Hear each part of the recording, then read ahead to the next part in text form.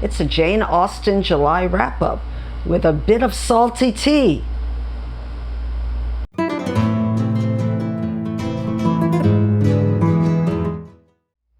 Hello booktube, and welcome back to my channel. I'm Marilyn Maya, sometimes called the baby boomer booktuber, and this is my Jane Austen wrap-up. And I have my tea with, and I said a little bit of salt, but let me tell you first about my cup.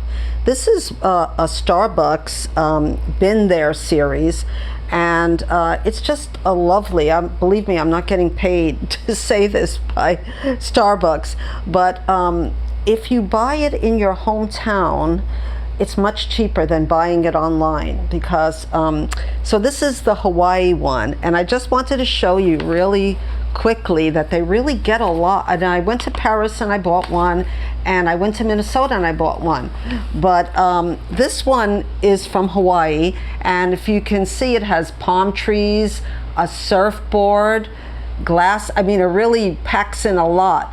It has a warrior mask, let me see if I can find it. It has a ukulele, pineapple, umbrella, sunglasses. This is the warrior mask, the Hawaiian warrior mask.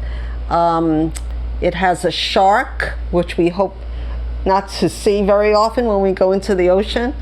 It even has some tea and palm trees, coconuts, a rainbow, which I'll get into later when I talk about my poetry.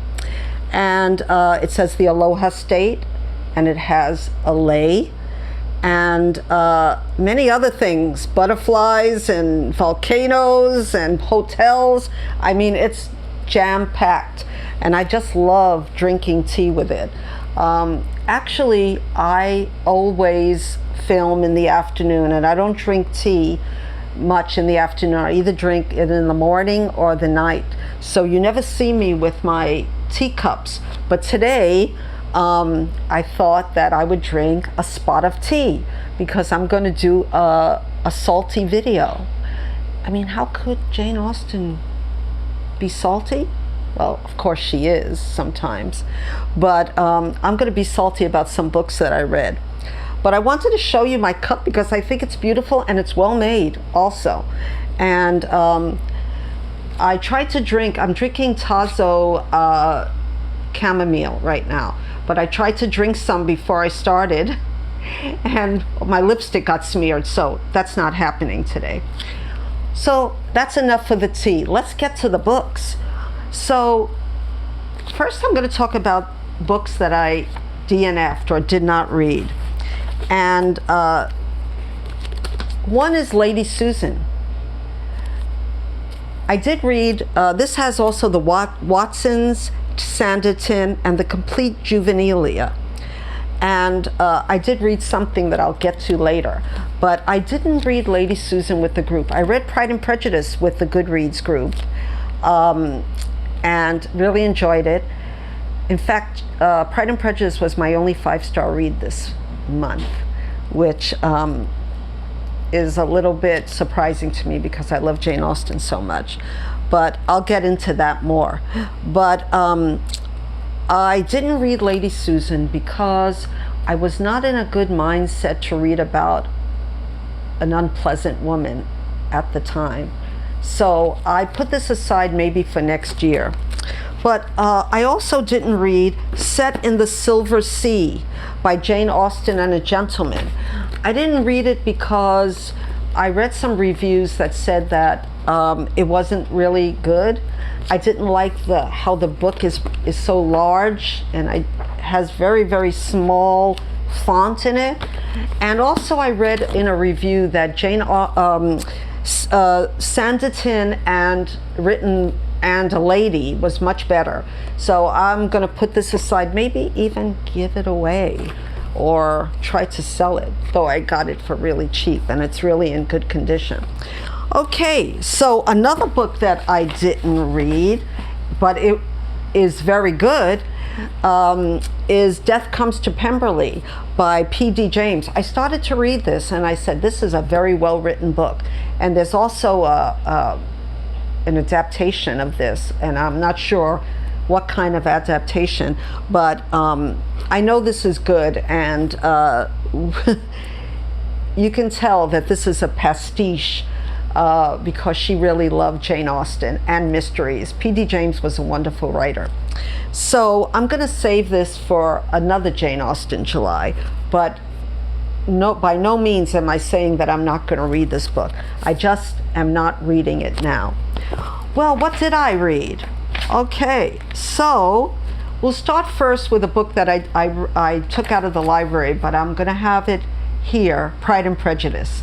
And I hope I'll find a good copy of it to show you, because someone mentioned in my last book that the copy I had was really, really great. So I'll try to put that copy in. And Pride and Prejudice was a book that I read with the Goodreads group. And I had read Pride and Prejudice in my 30s. And I want to tell you why I had waited so long to read it. I wasn't really interested in literary fiction at that time of any kind, because I was reading in a survival mode. What do I mean by that?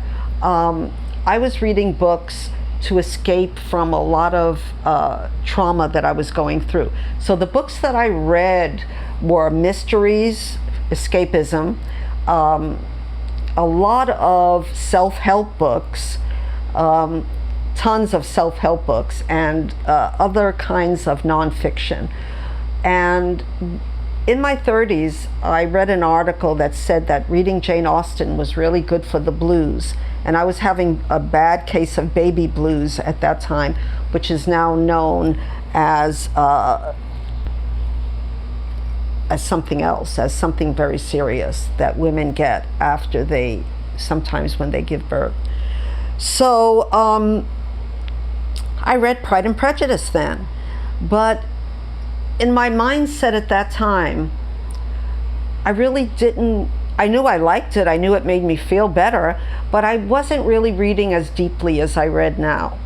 So I read with the group. I loved the book so much, like many other Jane Austenites do. But I wanted to read you something that kind of made me cry in the book, and it's not sad. It's the first proposal of Mr. Darcy to Lizzie, and it's so romantic that it just caught me. In vain I have struggled. It will not do. My feelings will no longer be repressed. You must allow me to tell you how ardently I admire and love you. To me, that's a very, very passionate, romantic way of a proposal. Of course, before the proposal, he did say a lot of bad things about her family, and she was really not inclined to accept his proposal, and she didn't. But if you notice a lot of Jane Austen's books that end in romance, she never has that passionate ending. You know, it always goes into a third person, and then they lived happily ever after kind of thing. And you know, I thought that this showed more passion, and it was real. The second part that I really loved, and I know it's a famous part of the book, is when Lady Catherine de Bourgh at the end, or toward the end, is trying to get Lizzie to not think about Mr. Darcy as, you know, a would-be husband. And she tells her off. I mean, you know, I don't like to use bad language, but she's a badass when she said, I am resolved to act in that manner which will, in my own opinion, constitute my happiness, without reference to you or to any person so wholly unconnected to me. I mean, that's telling her off, but good. And she, you know, Miss Catherine de Bourgh went away very unhappy to that, at that response. So, you know, all in all, I really give Pride and Prejudice 5 stars, 5+ stars. My second book, my second full novel of Jane Austen didn't work out as well, and that's Northanger Abbey. I read half of this book last year, and I liked the first half where, you know, she's in Bath and she's Catherine Morland. There's a lot of Catherines in this book. So Catherine Morland is a very young 17-year-old, very innocent, and she's invited to go to Bath where she meets her suitor. And it was very full of fun stuff, dances, and, you know, her getting involved with bad people like John Thorpe and his sister, and how she was trying to, you know, get to know herself. But then the second half, when she's invited to go to Northanger Abbey and actually goes, it kind of becomes kind of juvenile to me. And I didn't really like the part where she's, you know, thinking all this gothic murders and all about the, you know, the father of her suitor. And I didn't like that. It took me out of the story. And I didn't really think it fit well with the first half of the book. And though I thought it ended pretty well, you know, in happy endings, as many of, or most of, Jane Austen's books. So Mr. Tilney is her suitor. I really love him. He's one of my favorite leading mans in all of the stories. So it really irked me that I didn't like it as much as I did. And I didn't like the ending either, because this is not giving away anything. I leave it to be settled, but whomever it may concern, whether the tendency of this work be altogether to recommend parental tyranny to reward filial disobedience. I didn't think it was romantic. I wanted something a little bit, I felt that way with Mansfield Park as well. I didn't feel that there was, you know, that climax that, you know, you wanted at the end. And a lot of people said that maybe Jane Austen, because she was, you know, really called a spinster, she didn't know how to do the passionate endings. But I disagree with that, because of what I was saying about Pride and Prejudice was very passionate. And so is Persuasion. But this didn't do it for me. But because there were so many good lines in this about reading in general that Mr. Tilney says, I'm giving this 4 stars.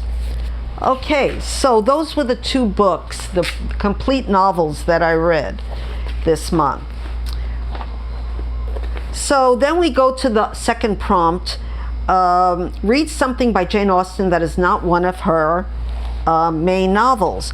And like I said, I didn't do well with Lady Susan. However, I did read one of her juvenilias that was hysterical, I mean, to me.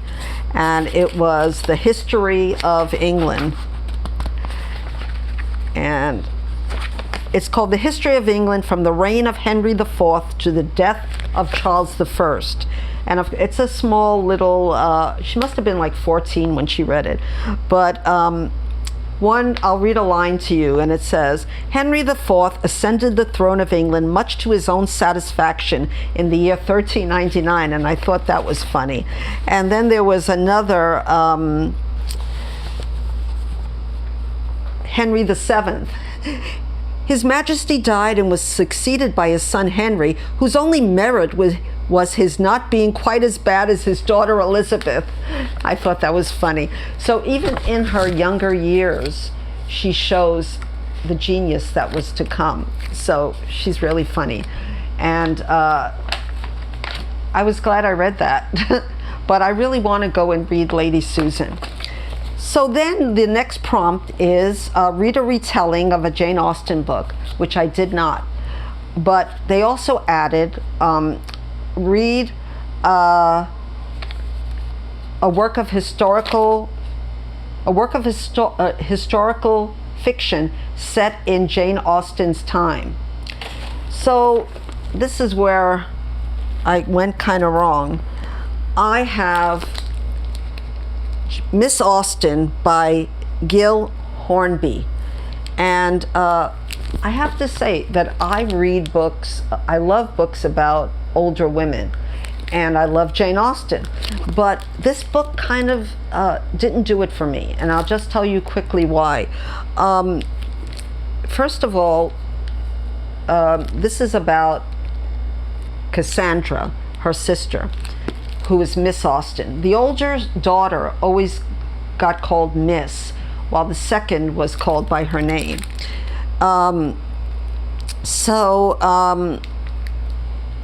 So for 2 decades following the death of her beloved sister Jane, Cassandra has lived alone, spending her days visiting friends and relations, and quietly, purposely working to protect Jane's reputation.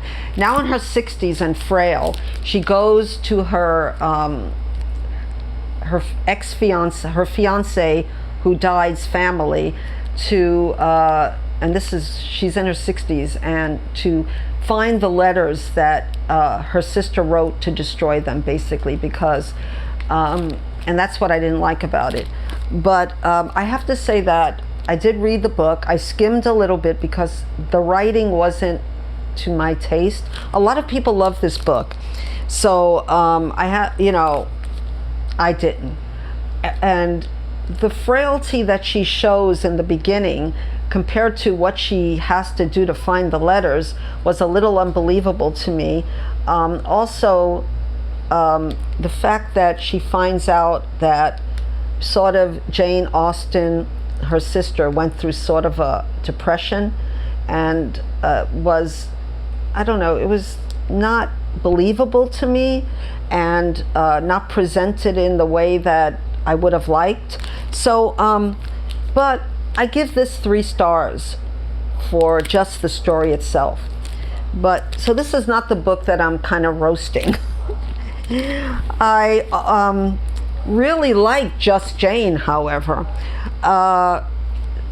It's called Just Jane, and unable to find her own Mr. Darcy, she created him. I really enjoyed this. This was a book that read well, that read like I felt it was Jane Austen's story. And it says, vivid and delightful characters pour from her pen. And she grows up, we know the story. She grows up in her father, who is a clergyman's house, and she loved Steventon. And it has very true facts. For example, when she found out that she would have to move from her beloved Steventon clergy, she fainted, and that really did happen because she really didn't want to move from there. She loved it. She had friends there, and but yet it was very believable. Put in, it's historical fiction, but put in a way that you really believe this really happened. So I gave this 3.5 stars, I think. So that was historical fiction. So the next prompt was, read a book by a contemporary of Jane Austen, published between 1775 and 1817. So for this, I picked up Selected Poetry of William Wordsworth. I had tried to read William Wordsworth many years ago, and I found it was too difficult, or I thought it was. And I read quite a few poems from this collection, and I think I want to start with a collection that's not as dense, so I can really feel like I read him. Though I read maybe 10 poems, and I'll one that I really felt, because I live in Hawaii, was this one, and it's very short. It's my heart leaps up when I behold. My heart leaps up when I behold a rainbow in the sky. So was it when my life began? So it is now. I am a man. So be it when I shall grow old, or let me die. The child is father of the man, and I could wish my days to be bound each to each by natural piety. So what I love about William Wordsworth is how he really takes time to look at nature, to look at people, and to really take the time to live his life. And he also has Ode to a Butterfly, and I won't read the whole thing, it's a little longer, but the first part: stay near me, do not take thy flight, a little longer stay in sight. Much converse do I find in thee, historian of my infancy. And I like people who take time to look at nature, to really see nature, to look at a flower, to look at a butterfly, to look, at nature and want to write poetry about it. So I definitely did not read this whole book, but I think if I did, I would have gave it 4 to 5 stars. But for the poetry that I read, I gave it 5 stars. You might be thinking I missed something, but it's coming at the end. So the next prompt was to watch a direct stream adaptation of a Jane Austen book miniseries, and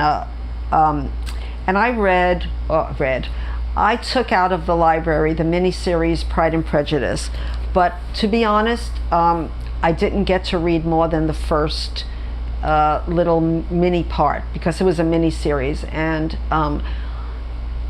I was put off a little bit about the way I imagined some of the characters, especially Caroline Bingley, and her mother, and the way that they were portrayed. As for the mother in Pride and Prejudice, I felt that, she was supposed to be very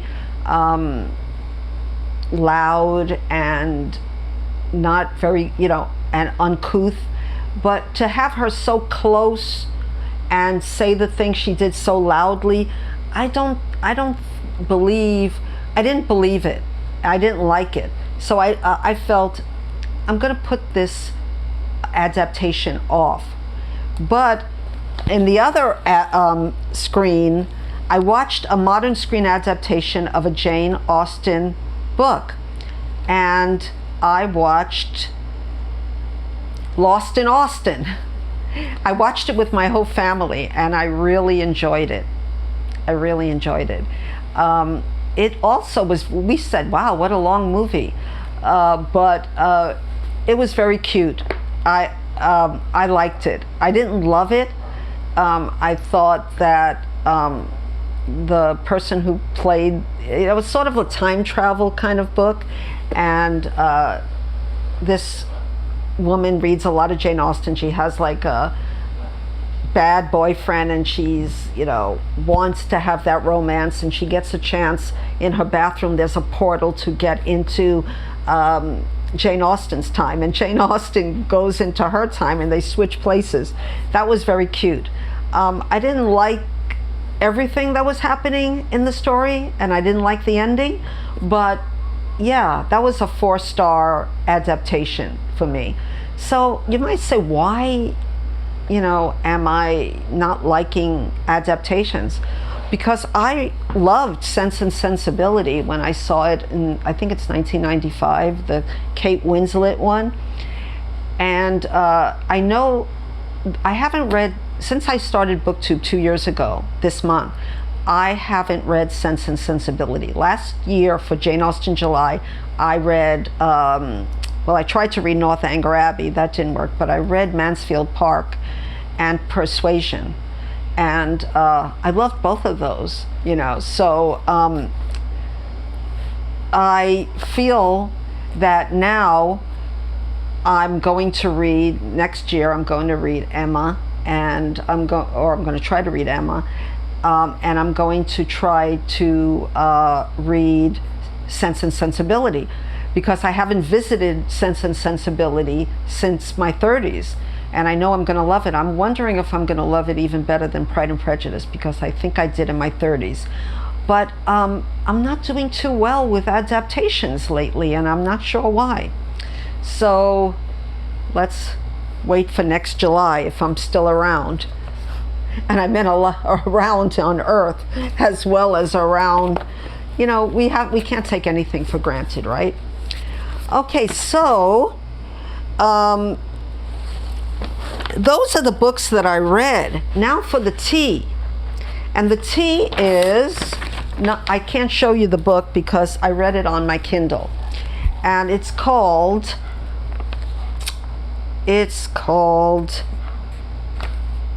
Jane Austen, A Life Revealed. And it's a young adult book by Catherine Reef. Okay, now the tea is going to be spilled. I really didn't like this book. I gave it 2 stars because of something that someone said they were deeply dissatisfied because of what I really am deeply dissatisfied about too. What was good about it? I'll say what was good about it first. A lot of people say what's good about the book later. But what was good about it was it had a lot of funny illustrations of the time. It had a lot of not only cartoons, but portraits of the people that we meet in a nonfiction book of Jane Austen. What I hated about it, and here's the tea that's going to be spilled, she spoils every one of Jane Austen's books. Now, why would, say, a young adult, a teenager, want to read the book when the whole book is told to them right there in this book? So they don't have to do a book report, they don't have to read the book, because, and what I heard was Emma was especially spoiled. What I did was I read the spoiled parts of Pride and Prejudice because I read it, but I skipped over the Sense and Sensibility and the other books. And the other books, every book was spoiled.